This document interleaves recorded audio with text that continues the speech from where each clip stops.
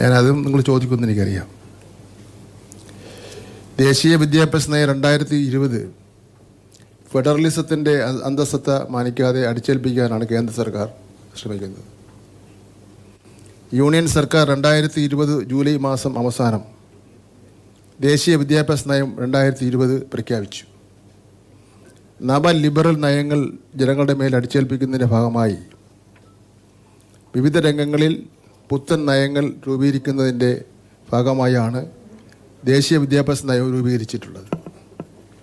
ദേശീയ നയം പ്രഖ്യാപിക്കുന്നതിന് മുമ്പ് കേന്ദ്ര സർക്കാർ വിദ്യാഭ്യാസ നയത്തിൻ്റെ കരട് പുറത്തുവിട്ട സാഹചര്യത്തിൽ തന്നെ കേരളം വ്യത്യസ്തമായ അഭിപ്രായം രേഖപ്പെടുത്തിയിട്ടുണ്ട്.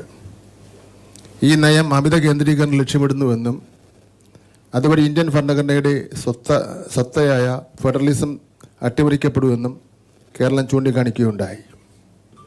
കൂടാതെ ഈ നയം പൊതുവിദ്യാലയങ്ങളെ തളർത്തുമെന്നും വിദ്യാഭ്യാസ രംഗത്ത് കച്ചവടവൽക്കരണത്തിനും കോർപ്പറേറ്റ്വൽക്കരണത്തിനും വഴിവെക്കുമെന്നും വർഗീയ അജണ്ടകൾ പാഠ്യപദ്ധതിയുടെ അകത്തേക്ക് കടന്നു വരാൻ ഇടയുണ്ടെന്നും വിമർശനപരമായി ചൂണ്ടിക്കാണിക്കുകയുണ്ടായി.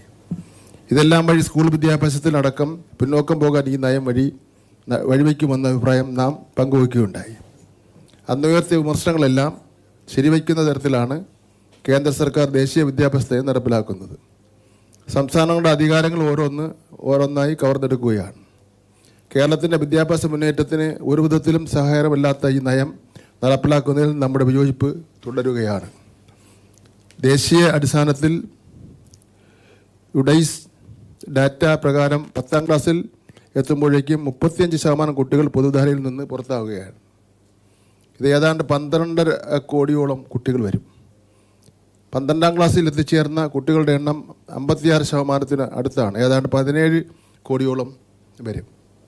എന്നാൽ അതേ രേഖ വ്യക്തമാക്കുന്നത് കേരളത്തിൽ ഏതാണ്ട് 1ാം ക്ലാസ്സിൽ ചേർന്ന എല്ലാവരും 12ാം ക്ലാസ് വരെ എത്തുന്നു എന്നുള്ളതാണ്. എല്ലാവരെയും ചേർത്ത് പിടിക്കുകയും പഠന തുടർച്ചയ്ക്കായി പിന്തുണയ്ക്കുകയും ചെയ്യുന്ന നിലപാടിൽ നിന്ന് പുറകോട്ട് പോകണം എന്ന ദേശീയ നയം വ്യക്തമാക്കുമ്പോൾ അത് ചെയ്യില്ല എന്നും കുട്ടികളെ അരിച്ച് പുറത്തു കളയുക അല്ല നയമെന്നും കേരളം നിലപാടെടുക്കുകയാണ്. ഇതിൽ നിന്ന് പുറകോട്ട് പോകുവാൻ കേരളത്തിന് കഴിയില്ല. എല്ലാ കുട്ടികൾക്കും ഗുണമേന്മ ഉറപ്പാക്കുന്ന വിദ്യാഭ്യാസമാണ് നാം ലക്ഷ്യമിടുന്നത്. ഏറ്റവും അപകടകരമായ നിലയിൽ സംസ്ഥാനങ്ങളുടെ അധികാരത്തിൽ കടന്നു കയറുന്നതാണ് കേന്ദ്ര നയത്തിലൂടെ ചെയ്യുന്നത്. അതിന് ഉത്തമ ഉദാഹരണമാണ് PM ശ്രീ സ്കൂൾ പദ്ധതി. ഒരു ബ്ലോക്കിന് 2 സ്കൂൾ എന്ന നിലയിലാണ് കേന്ദ്ര സർക്കാർ PM ശ്രീ വിഭാവനം ചെയ്യുന്നത്. 2022 അത് ആരംഭിച്ചു. 2026-27 വരെയാണ് കേന്ദ്ര സഹായം എന്നാൽ ഇപ്പോൾ പ്രഖ്യാപിച്ചിട്ടുള്ളത്. ദേശീയ വിദ്യാഭ്യാസ നയം ഫലപ്രദമായി നടപ്പിലാക്കുന്നതിൻ്റെ മാതൃകാ വിദ്യാലയങ്ങളായിട്ടാണ് PM ശ്രീ സ്കൂളുകളെ കാണുന്നത്. ഇന്ത്യയിൽ 14,500 PM ശ്രീ സ്കൂളുകളാണ് വിഭാവനം ചെയ്തിരിക്കുന്നത്. ഇതിനായി 5 വർഷത്തേക്കായി ആകെ 27,360 കോടി രൂപ ചെലവഴിക്കും. ഈ ചെലവിൻ്റെ 60% കേന്ദ്രവും 40% സംസ്ഥാനങ്ങളുമാണ് വഹിക്കേണ്ടത്. 2027 ശേഷം കേന്ദ്ര സഹായം ഉണ്ടാകുമോ എന്ന് ഈ ഘട്ടത്തിൽ വ്യക്തമല്ല. PM ശ്രീ എന്നത് ഒരു പ്രത്യേക പദ്ധതിയാണ് കേന്ദ്ര വിഭാവന ചെയ്യുന്നത്. ഈ പദ്ധതിയെക്കുറിച്ച് തീരുമാനമെടുക്കുവാൻ സമഗ്ര ശിക്ഷ എന്ന കേന്ദ്രാവിഷ്കൃത പദ്ധതിയെ വിവരണമാക്കുകയാണ് കേന്ദ്ര സർക്കാർ. PM ശ്രീ സ്കൂൾ അംഗീകരിച്ച് അതിൻ്റെ MOUവിൽ ഒപ്പിട്ടില്ലെങ്കിൽ SSKക്ക് പണം നൽകില്ല എന്ന് തികച്ചും പ്രതിഷേധാർഹമായ നിലപാടാണ് കേന്ദ്ര സർക്കാർ കൈക്കൊള്ളുന്നത്. അതുകൊണ്ട് കഴിഞ്ഞ വർഷത്തെ 3ാം ഗഡു മുതലുള്ള ഗഡുക്കളും ഈ വർഷത്തെ ധനസഹായവും പൂർണ്ണമായും കേന്ദ്ര സർക്കാർ തടഞ്ഞു വച്ചിരിക്കുകയാണ്.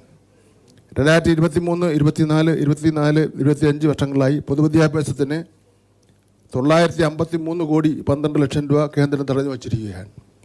ഇത് ഇന്ത്യൻ ഭരണഘടന മുന്നോട്ട് വച്ച ഫെഡറൽ സംവിധാനത്തെ ആകെ അപ്രസക്തമാക്കുന്ന നിലപാടാണ്. കേരളം ഇന്നും ഇന്ത്യൻ ഭരണഘടന വിഭാവനം ചെയ്യുന്ന തരത്തിൽ പൗരസമൂഹത്തെ വളർത്തിക്കൊണ്ടുവരുന്നതിന് ഉള്ള ഉപാധിയായാണ് വിദ്യാഭ്യാസത്തെ കാണുന്നത്. ജനാധിപത്യം, മതനിരപേക്ഷത, സ്ഥിതിസമത്വം തുടങ്ങിയ ഭരണഘടനയുടെ അടിസ്ഥാന പ്രമാണങ്ങൾക്ക് വിരുദ്ധമായി വർഗീയത ചാലിച്ച ഒരു പദ്ധതിയുമായി യോജിച്ചു പോകുവാൻ മതനിരപേക്ഷയുടെ അടിത്തറയിൽ വികസിച്ച കേരളത്തിന് ആകില്ല. വർഗീയത എങ്ങനെയെല്ലാം പാഠ്യപദ്ധതിയിലൂടെ ഭാഗമാക്കാമെന്നതിന് കഴിഞ്ഞ വർഷങ്ങളിൽ ദേശീയ തലത്തിൽ നാം കണ്ടിട്ടുള്ളതാണ്. സാമൂഹ്യശാസ്ത്ര പാഠപുസ്തകങ്ങളിൽ നിന്നും കേന്ദ്ര സർക്കാരിന് ഇഷ്ടമില്ലാത്ത ഭാഗങ്ങൾ വെട്ടിമാറ്റി. സയൻസിൽ പരിണാമ സിദ്ധാന്തം അടക്കം വേണ്ടെന്ന് വെച്ചു. അങ്ങനെ വെട്ടിമാറ്റിയ ഭാഗങ്ങൾ പ്രത്യേകം പുസ്തകങ്ങളിലാക്കി കുട്ടികൾക്ക് പഠനത്തിന് നൽകിയ കേരള സർക്കാരിൻ്റെ നിലപാടിന് ഒപ്പമാണ് കേരള ജനത നിന്നത്. ഇതിനെല്ലാം പുറമെ ദേശീയ നയം വഴി അടിച്ചേൽപ്പിക്കുന്ന പലതും വിദ്യാഭ്യാസ വിരുദ്ധമാണ്.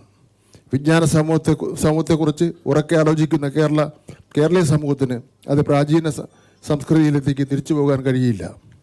നമ്മുടെ കുട്ടികൾക്ക് ആത്മാഭിമാനത്തോടുകൂടി ആത്മവിശ്വാസത്തോടുകൂടി അറിവിന് പ്രാധാന്യമുള്ള ലോകക്രമത്തിൽ ജീവിക്കാൻ ആവശ്യമായ അറിവും കഴിവും ശേഷിയും വളർത്തിയെടുക്കുക എന്നതാണ് നമ്മുടെ ലക്ഷ്യം. ഇതിനെല്ലാം തടസ്സമായി നിൽക്കുന്നു ദേശീയ വിദ്യാഭ്യാസ നയം 2020 എന്നതുകൊണ്ട് പ്രസ്തുത നയത്തെ നമുക്ക് മുഖ്യമായി എതിർക്കേണ്ടി വരും. ഈ കാരണങ്ങളാൽ ഇനിയും ധാരാളം കാരണങ്ങളുണ്ട്. അത്തരം കാരണങ്ങളാൽ തൽക്കാലം ഒപ്പിടണ്ട എന്ന് ക്യാബിനറ്റ് യോഗം തീരുമാനിച്ചു, മന്ത്രിസഭാ യോഗം തീരുമാനിച്ചു.